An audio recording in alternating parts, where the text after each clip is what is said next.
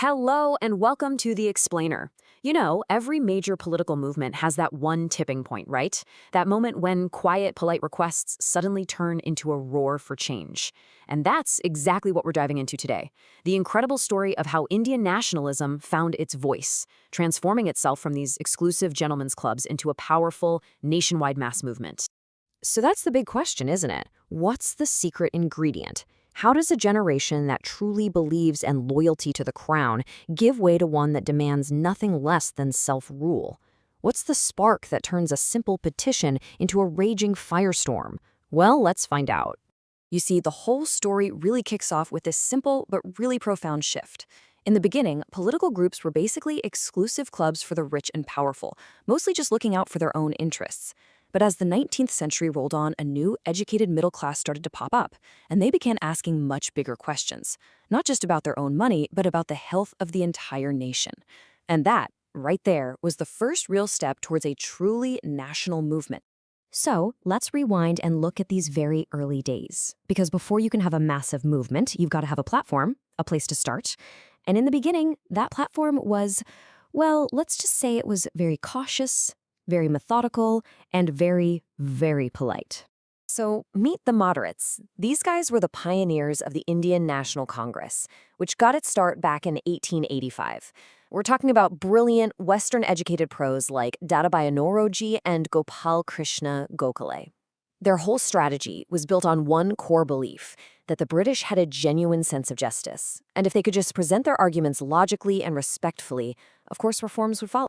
And what was their game plan? Well, it became known as a strategy of prayers, petitions, and protests.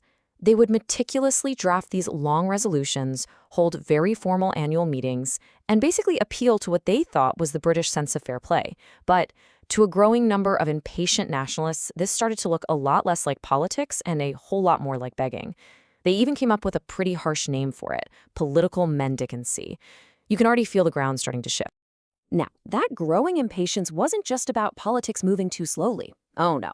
It was being fueled by this absolutely devastating economic argument that just completely changed the game.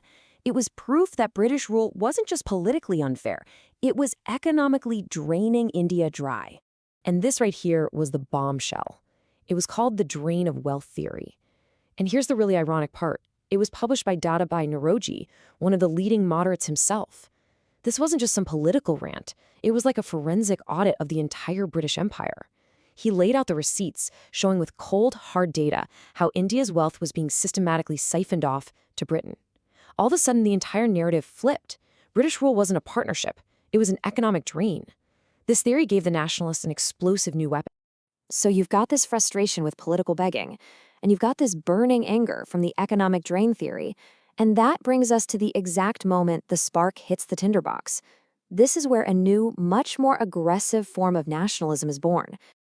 And you can hear this new attitude loud and clear in the words of leaders like Lala Lajpat Rai.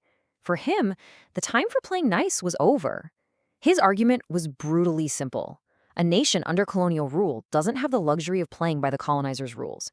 It needed to seize its rights, not politely ask for them. And this way of thinking gave rise to a whole new faction within the Congress, a group that came to be known as the Extremists.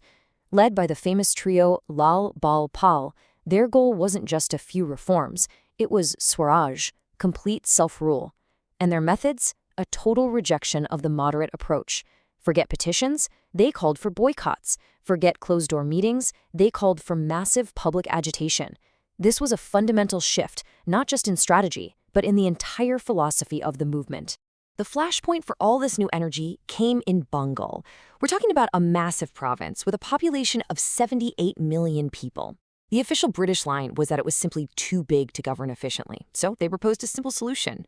Just cut it in half. But, of course, that was just the official story. If you want the real reason, you just have to look at the government's own words.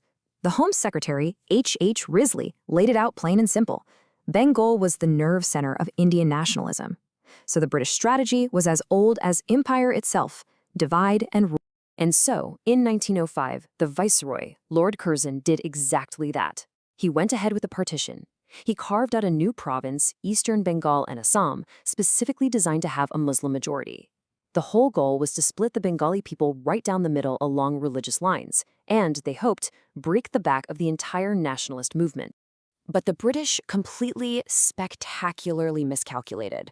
The whole plan backfired big time.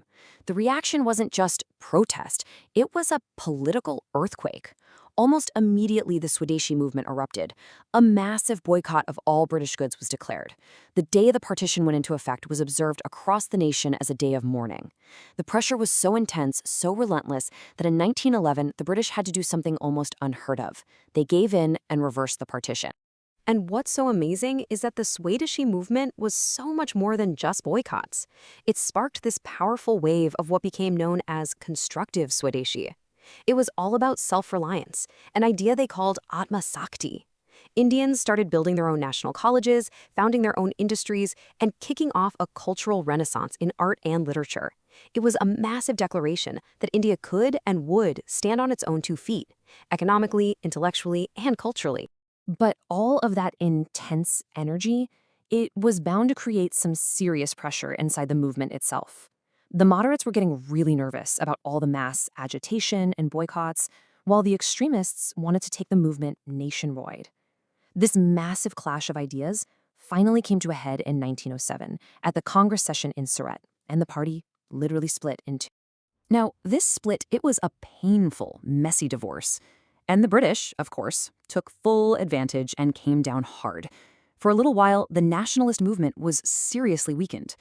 But that time in the wilderness forced both sides to realize a crucial truth. A divided house cannot stand against an empire. The stage was set for a reconciliation, one that would create a force stronger and more unified than ever before. And that reunification led to something truly historic, the landmark Lucknow Pact of 1916. I mean, this was a masterstroke of political unity. First, after 9 long years, the moderates and extremists buried the hatchet and rejoined forces. But even more important, the Congress and the Muslim League came together. For the very first time, India's 2 largest political bodies stood on a single stage, presenting one united set of demands to the British.